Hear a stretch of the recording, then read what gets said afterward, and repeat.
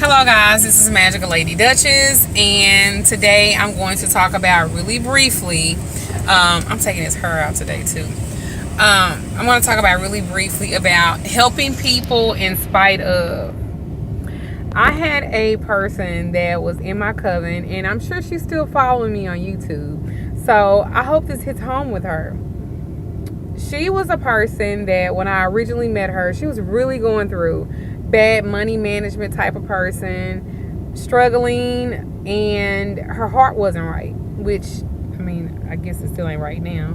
But anyway, so when I met her, my whole goal was to not just befriend her, but bring her into my coven and make a true sister out of her. Get her out of all those bad habits that were negative and not for her, and really give her a good space to live in, meaning a space within yourself. A lot of times you guys attach yourselves to people that have like a weaker energy, so they will drag that energy from you. And that's kind of like what she did for me, but I knew what condition she was in when I met her. So this particular person, I bring them into my coven, into me, my home. I befriend her. I open my heart to her. This is what I did. So when I met her, she was working as a maid. She looked like a slave. She used to wear like those ugly scarves and stuff like that. And her spirit was just very, very low. So she was in a really bad relationship. He was cheating on her and everything else. So me being a person that I am, I reached out to her, or she reached out to me first. I helped her. I helped her with the love of sisterhood. I helped her with the love of being her friend. I helped her. In the process of me helping her, she began to rebuild herself. She began to find herself. She began to find her peace and her calm. And in the process of that, more stuff about her became to be revealed to me. And the more I felt compelled to help her. Even though she was a habitual liar, no one even knows where she's from. She's told several people several different things. Whether she was born in St. Louis or Tennessee or Colorado or Chicago, who knows? Let's provide a birth certificate for that.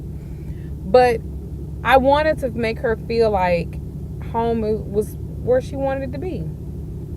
Even if it was being around me and my coven. So I did that. My husband got offered a job. He declined to take it, but he made a phone call.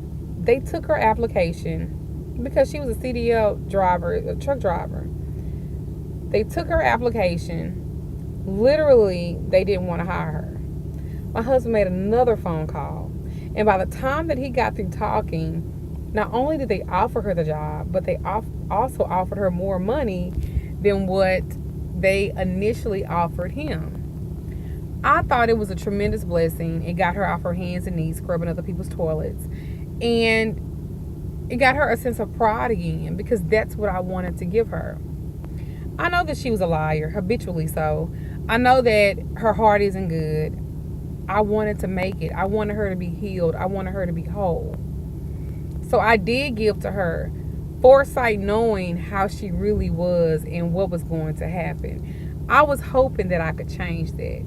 But sometimes, no matter what you do, people are going to be who they are. But that still shouldn't stop you. Because what I did, regardless of whatever, it planted seeds. And even though she tried to do me in the door, report me, saying that I was bullying her and stuff like that, I don't have time for that. And I certainly don't have to tell you anything. I could just do whatever. But I wouldn't do that.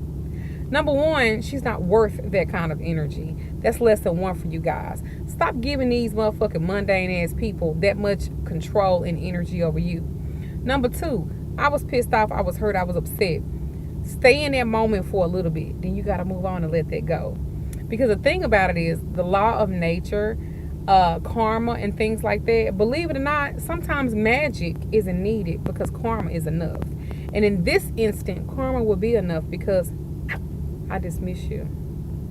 So for all you guys who are holding on to these toxic ass people, you planted a seed into their life. That's what you were meant to do.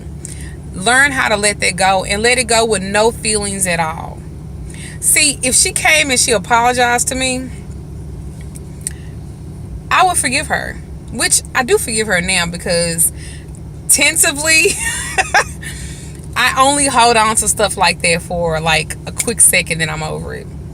But to keep baiting me is really not a good idea, and you probably want to chill out with it. However, I get it. I understand. You can't help your petty nature. However, I retrogress, and I'm gonna move back from that, and I'm here. My point is, guys, you guys are gonna meet people like that in your life. You're gonna help them, you're gonna be there for them, you're gonna do everything for them. You're gonna give your heart and your soul to them. Don't ever feel like you gave so much to where it's a loss. The loss is on them, because she's taking a big L with this one. Because everything that I helped her to attain, I'm taking my spirit, my hands, energy, everything off of it. Now let's just hope that her spirit is strong enough to maintain it. Anyway, again, learn how to let stuff go like that and don't feel no way about it. You did what you were supposed to do. I did what I was supposed to do. Sometimes the most permanent people at that time, where it seems like they permanent, are still just temporary. You gotta learn the difference. I always knew who she was from the beginning. I was never in any doubt. Blessed be to you guys. I love you. Bye.